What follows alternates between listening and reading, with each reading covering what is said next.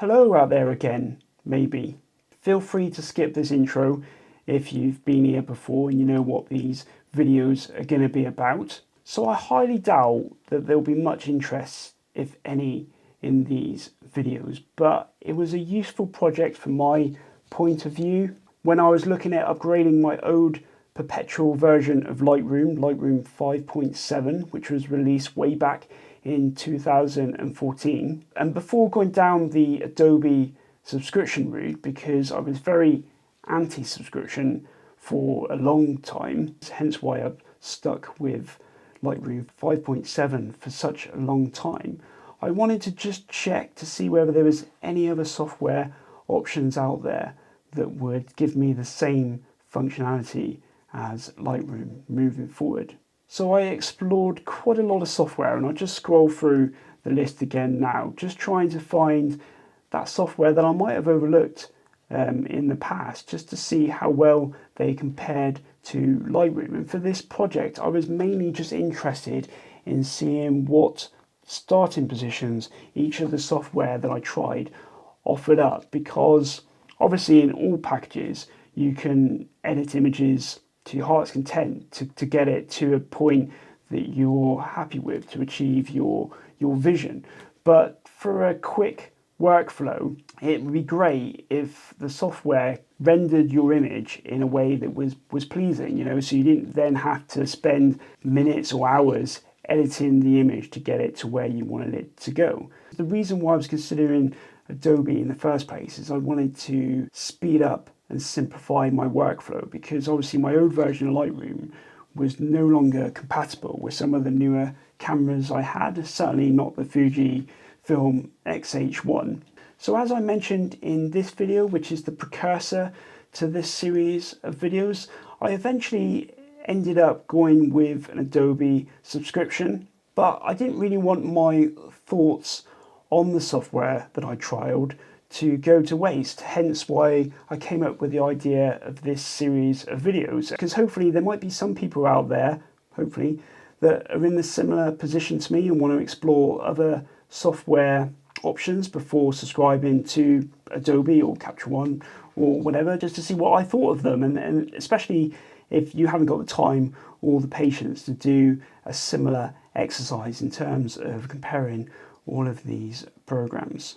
So yeah, I'll briefly talk about my thoughts of the actual programs when I trialed them, in terms of whether I actually liked the software, what I liked, what I didn't like about the software, how it compared to Lightroom, for instance, and the occasional rant about certain software, as well as hopefully some interesting tidbits in there somewhere, maybe. Yeah, so then I'll jump into the comparisons and I'll compare the images, the straight images, so literally just taking into the software, apply the appropriate starting profile or preset, and then export them out, put them into Lightroom so I can compare them easily with Lightroom's own efforts and with the software that I liked the best in terms of rendering each scene from each camera. And finally, I will add my thoughts on using Adobe Lightroom Classic, because I've been running this project now for nearly a year. So I've been using Adobe Lightroom for about 9 months now. So I will certainly offer up my thoughts on my experiences thus far. So let's get started for the first time, or get on with the comparisons if you've been here before. So the last software I actually tried in this comparison was ACDSee's Photo Studio Professional, and I really liked the tonality of the images that it produced, but I didn't actually like the program itself. I just found it so complicated to use, and I found that even after applying a default level of sharpening, the images still lacked a lot of detail compared to other programs that I trialed, like Raw Therapy. So let's just have a quick look at some of its images. Fuji Xe1 file, so that is Lightroom's rendering. That is Iridium, which is my favourite, and this was ACDSee. So you can see it's completely flat compared to the lovely tonality and highlight retention. So onto my Olympus EM1 Mark I. So you'll see here that the image is completely flat compared to the Raw Therapy and Lightroom's rendering of the scene. Right, so onto a Fuji X-H1 file. So that's ACDSee's effort, that's Lightroom's effort, and that's my favourite rendering of this scene from another Raw Therapy, aka Art. So you can see there's a lot more natural, I think, the tonality, as opposed to ACDSee, which is a little bit over red. And again, just looking at a Canon 5D image, so again, it just lacks contrast really. It just doesn't, the telephone box, it just doesn't pop off the screen. Whereas if you look at Raw Therapy's efforts, Lightroom's efforts, there's great separation, using that tonality to really separate the box from the rest of the scene and really accentuate the brickwork on this old building compared to that of ACDSee's effort. So that's ACDSee. Right, Adobe Digital Negative Converter, DNC. I had high hopes for this because it would have meant a really simplified workflow, and then I could have just thrown all my files through the converter and then import them into my existing software, Lightroom 5. After a few conversions, its output just fell flat on every single image that I tried, so I ended up just deleting them from all of the comparisons because I knew that there was just no point. It wasn't a software that I was going to consider using. Right, Affinity, is it the photo editor I've been dreaming of? Unfortunately not. Again, I was using version 1 and then version 2 came out, so some comparisons have used both, some have just used version 1, and to be honest, I haven't really seen much difference in the rendering variations between the two versions of software. It did seem to do quite a reasonable job until, again, I got to my Fuji X-E1 images. They came out overly dark, again similar to Dark Table that I'll talk about in a little while. Yeah, just overall, I'm not that much of a fan of its tonality. So let's take a look at some of the images. So you'll see here between these two, that's version 1, that's version 2, so no difference whatsoever. Likewise, version 1, version 2, identical. Version 1, version 2, identical. And in terms of how it performed against other software, so that's obviously Lightroom, that's Raw Therapy, and that's Affinity, which is just a flat image. Likewise for this particular image, it doesn't actually do too bad of a job. Probably a little bit better than the others, but if I look at a bit of the detail, Raw Therapy on the right, default sharpening, Affinity on the left, default sharpening, you can just see so much more texture in the Raw Therapy image on everything in the scene. So that was a consistent factor. So that was my Olympus files. Like I said, it didn't really work with any of my Fuji X-E1 files, so they've been omitted. Looking at some from Fuji, so this was the bench down at Beer, so that's Affinity, that's my preferred starting position from Luminar, and that's Lightroom's take, which I'm not a massive fan of. It just, the greens are a little bit too fake, and yeah, Affinity's just kind of a bit over bright, whereas Luminar does produce a much better tonality. Looking at the telephone box, so that's Affinity compared to Art, you can just see that it's a bit fake in its rendering, a bit more extreme than Lightroom.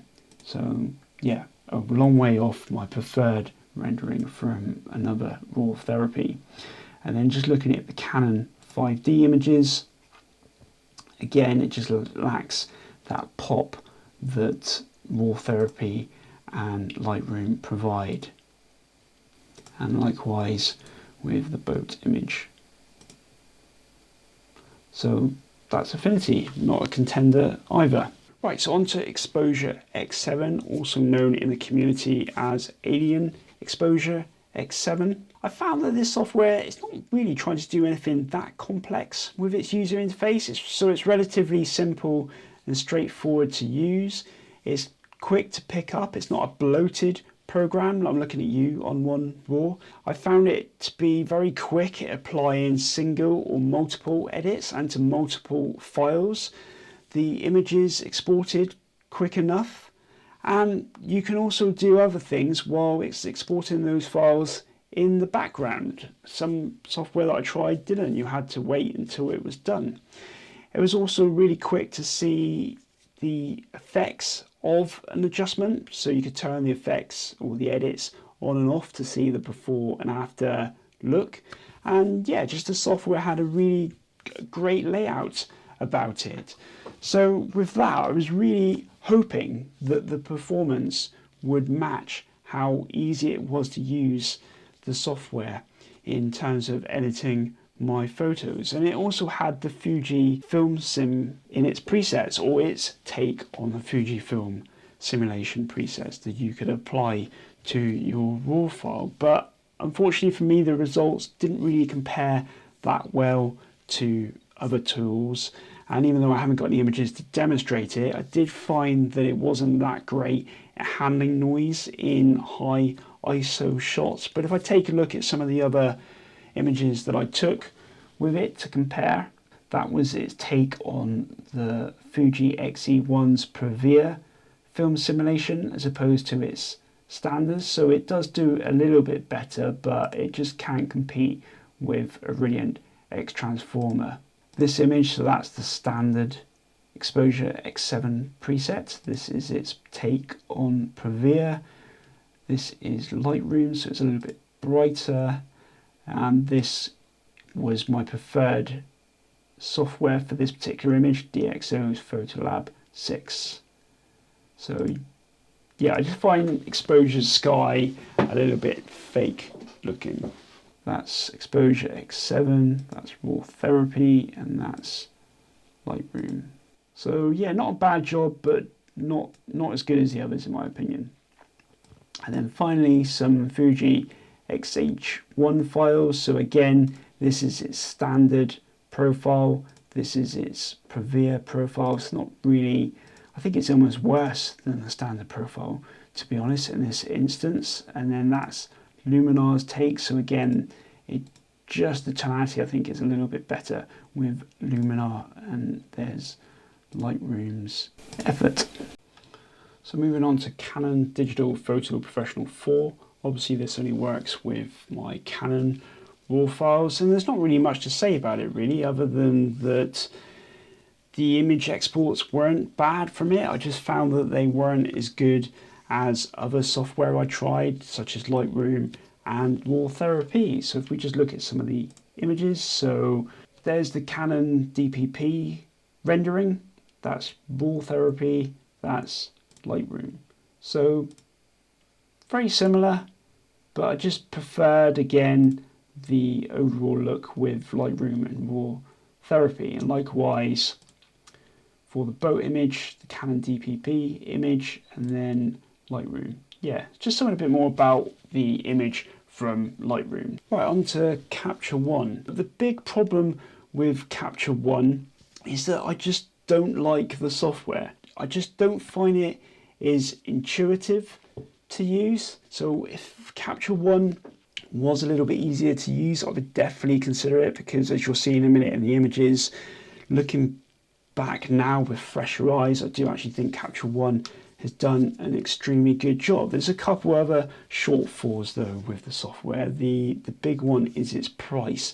It's very expensive as a subscription, or you can buy it with a one-off cost, they say, but then it does look like you would have to pay more if you added new camera types in the future. So yeah, it's very expensive, even more expensive than Lightroom. And I think Lightroom as well, certainly in the last year, where it's added AI functionality to some of its tools like denoise and content aware fill, it's really starting to pull away now from other software companies with those brilliant features. Yes, DxO's Photolab does do a great job as well with its pure raw functionality, but for me, if you've already got Lightroom, then the denoise tool functionality negates the need to get that extra DxO pure raw functionality, in my opinion, and it streets ahead from what I've found within Capture One's program. So let's just have a look at how good the images are from Capture One. The exception to the rule is probably the Fuji X-E1 files. I find that most software struggles with these raw files, this original X-Trans 1 sensor camera, where Iridium consistently does a really good job, even better than Lightroom. So obviously that's Capture One's default film standard effort. It's very close to Lightroom's actually, with a little bit of a vignette around the outside, whereas that's obviously Iridium's, so it's a lot better tonality, I find. And again, Iridium just is able to extract more, I find, from the raw file, certainly for the X-Trans 1 raw files. So initially I thought raw therapy did a good job, but I actually think it's a little bit overbearing, this image now. I think I prefer the softer Lightroom image here. So Capture One, I think, does a really great job with the tonality in the image. Likewise with this image, I think, again, I did pick raw therapy for some strange reason, where I actually think the Capture One does a much better job in terms of the tonality through the image, and it trumps Lightroom as well. So this time I applied a linear curve in Capture One as a starting position, and it's just done an amazing job with this image. If you compare that to the auto film standard position in Capture One, the linear response does an amazing job, even better than raw therapy and Lightroom. It just seems to do an amazing job with my Olympus files. So looking at some XH1 files, so that's the standard profile, and that's Lightroom's. So again, very close actually to what Lightroom has rendered. So again, this is another Fuji XH1 file. So that's Lightroom. So Lightroom's a bit brighter, and then that's Luminar. So again, a very good effort from Capture One. So that's another raw therapy. That's Capture One's linear curve, as opposed to its auto curve, which is not awful, but not as good as its linear curve, which I think probably rivals another raw therapy's rendition of this scene. And then looking at Canon 5D, it doesn't do a good job with Canon 5D. That was one chink in its armour. It does generally provide a flat image, so those two are from Capture One, whereas that is from raw therapy and that is from Lightroom. So yeah, it doesn't do that good of a job with Canon 5D raw files. And despite Capture One being amazing for those Olympus files, I still don't think it's worth it, through the fact that I don't like using the software and it's so expensive compared to Lightroom, and you don't seem to get some of the great functionality that Lightroom is starting to introduce. Right, so that's the end of this part. I hope some of it is at least interesting or useful to you. Thanks for sticking with it to the end. See you next week for more of the same until this series is done. Bye for now.